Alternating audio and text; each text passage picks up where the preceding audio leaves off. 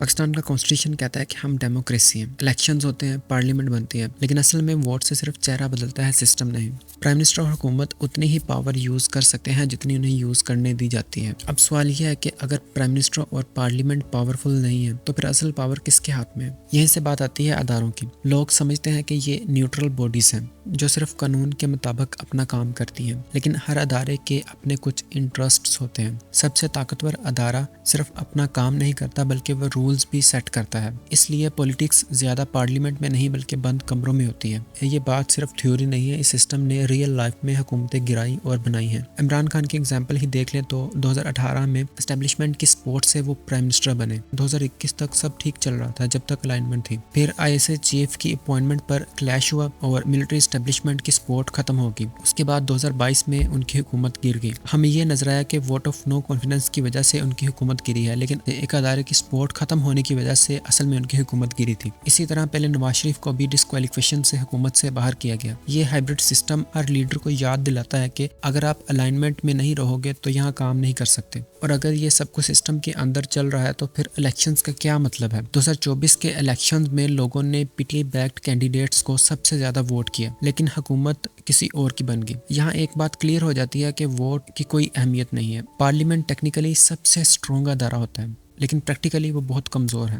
وجہ یہ ہے کہ پولیٹیکل پارٹیز خود اسٹرانگ نہیں ہیں۔ سب پارٹیز ایک لیڈر یا ایک فیملی کے پیچھے چل رہی ہیں۔ جہاں پارٹی ویک ہوتی ہے وہاں کبھی بھی پارلیمنٹ اسٹرانگ نہیں بن سکتی۔ جب پولیٹیکل سسٹم ویک ہوتا ہے تو پاور خود بخود کہیں اور شفٹ ہو جاتی ہے۔ پاکستان شروع سے ہی ایک سیکیورٹی سینٹرک سٹیٹ ہے۔ ہمارے بارڈرز پر تھریٹ ہمیشہ موجود رہے ہیں، اسی لیے اسٹیبلشمنٹ ہمیشہ ایک سینٹرل ایکٹر رہی ہے۔ جب پولیٹکس فیل ہوتی ہے تو اسٹیبلشمنٹ آ کر سسٹم کو مینیج کرتی ہے، لیکن وہ جب زیادہ اس سسٹم کے اندر گھستی ہے تو پھر مسئلے بننا شروع ہوتے ہیں، اور جب ادارے آپس میں ٹکراتے ہیں اور ایک نیا پلیئر بیچ میں آ جاتا ہے، عدالت کا کام قانون دیکھنا ہوتا ہے اور اس کے مطابق فیصلہ کرنا، لیکن یہاں عدالت کے ایک فیصلے سے حکومت گر بھی جاتی ہے اور بن بھی جاتی ہے۔ کبھی اسٹیبلٹی آتی ہے اور کبھی کنفیوژن پیدا ہوتی ہے کہ کون صحیح ہے کون غلط ہے۔ اب سوال یہ ہے کہ عوام کے سامنے یہ ساری سٹوری پریزنٹ کیسے کی جاتی ہے؟ میڈیا کے ذریعے۔ میڈیا بھی پوری طرح آزاد نہیں ہے۔ جو دکھایا جاتا ہے وہ سچ لگتا ہے، اور جو نہیں دکھایا جاتا مطلب اس کو چھپا لیا جاتا ہے، وہ ایسے لگتا ہے جیسے ہوا ہی نہیں۔ اور پارٹیز بھی اسی حساب سے چلتی ہیں۔